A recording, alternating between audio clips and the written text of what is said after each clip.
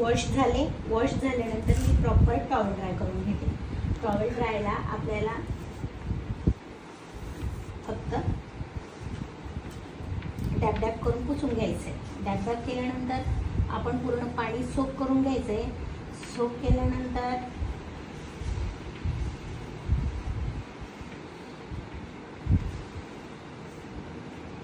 याला आपल्याला 100% hair dry झालेले पाहिजे. किती म्हणजे एक ओले राहायला नकोय, केस अजिबात ओले राहायला नकोय.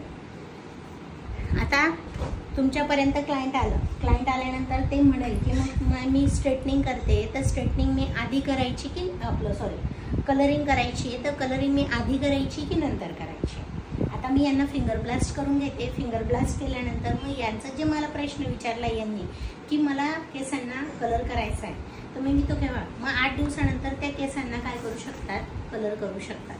8 दिवसाच्या आधी पण करू शकतात, 8 दिवसांनंतर पण करू शकतात. शक्यतोवर तर स्ट्रेटनिंग झाल्यानंतर त्यांनी केसांना कलर करणं टाळायचंच आहे.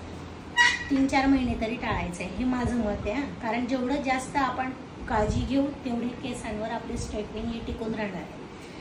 आणि त्यांना जर कधी रूट टचअप करायचा असेल तर फक्त तो रूटला करता येईल, ते पण केल्यानंतर 10-15 दिवसानंतर, 8 दिवसानंतरच तो करता येईल. हे लक्षात ठेवायचं आहे. याचे उत्तर तुम्हाला क्लायंटला देता आले पाहिजे, त्याच्यासाठी हे तुम्हाला प्रॉपर अगदी बारकाव्याने सगळं सांगितलं जात आहे.